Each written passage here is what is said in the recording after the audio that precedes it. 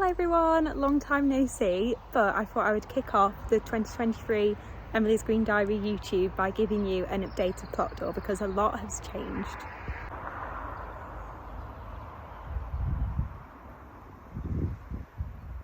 So we'll start off here with the wildflower bed. It's definitely not looking as good as last year because everything has got off to a slow start, but you can see there's some beautiful cornflowers this year and lots of lovely red and yellow calendulas, and then I've also got some red cornflowers, some borage, we've got all sorts in there. Yeah, hopefully this time next month it will be looking a lot better and a lot fuller. Moving on to the lovely greenhouse. It's been a bit chaotic, had no end of panels blow out over the spring, but everything's sorted now. We've had to sellotape them in the end. Lots of lovely tomatoes in here. Most of them are honeycomb or sweet million, and then all of my kind of funky varieties are at home. And we've got loads of lovely cucumbers as well. So we've got crystal apple there, and then we've got crystal lemon.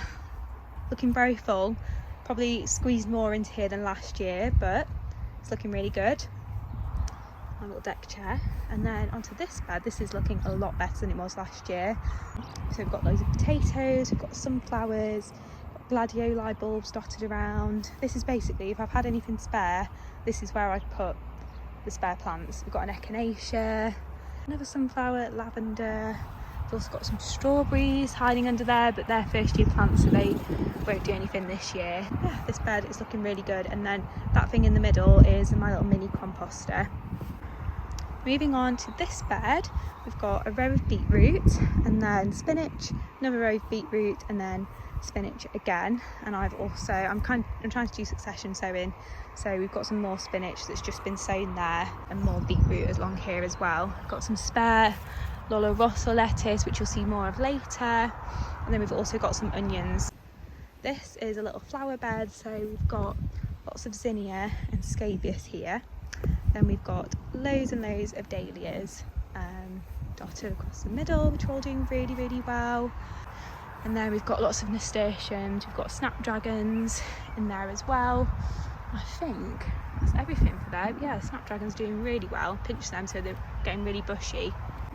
This bed's quite empty, so we've got courgettes along the side, nasturtiums, and then carrots along that side. And then in the middle, there's beans, which I've tried to sow them a little bit later this year because last year the crop finished really, really early. So we've got my normal beans over there, which planted at the same time, but these I've only just sown them. And then I've just sown some spring onions next to the carrots as well. So they were all existing beds, these are the new ones. So we've got carrots and chard in here, and then more carrots along the edge. That's all doing really, really well. We've got some lovely red chard and then some canary yellow chard as well. So this is my favourite bed, I think. This is the octagonal wood blocks raised bed, and it's got my sweet peas in. You know, sweet pea is my absolute favourite thing. Got some beautiful varieties this year, and they're just starting to kind of get into full bloom now. I've just picked some of these. And then moving on to this metal raised bed, we've got normal peas, which have gone absolutely crazy, as you can see. But there are some sticks and supports in there somewhere. And then down here, we've got lovely parsnips. Now these seem to be doing really well, so I really hope it's going to be a good crop. It's my first year growing parsnips. But yeah, parsnips and peas. Moving on to this bed, we've got lots of lovely courgettes again. I think these are actually zucchinis, these ones.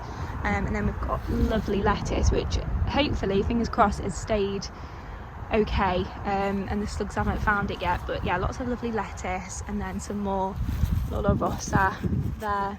And then down the middle we've got spinach, that looks like. And then we've got chioggia beetroot along there. Then on these two beds, I've done the Three Sisters planting technique. So there's French beans, sweet corn and squash at the end. Exact same on this one, it's just a little bit more far ahead. On this one's quite empty again. I'm doing my succession sowing, so we've got more beetroot, and we've got loads of lovely nasturtiums around the edge, and then there's spinach on this side, and a few carrots as well.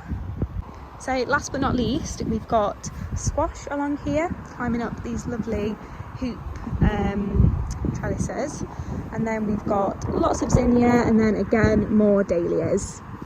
So that is an overview of the plot. This one's my sister's pumpkin, so that's why I've not included that one because it's not mine. lots of lovely new beds this year and everything's looking really, really good.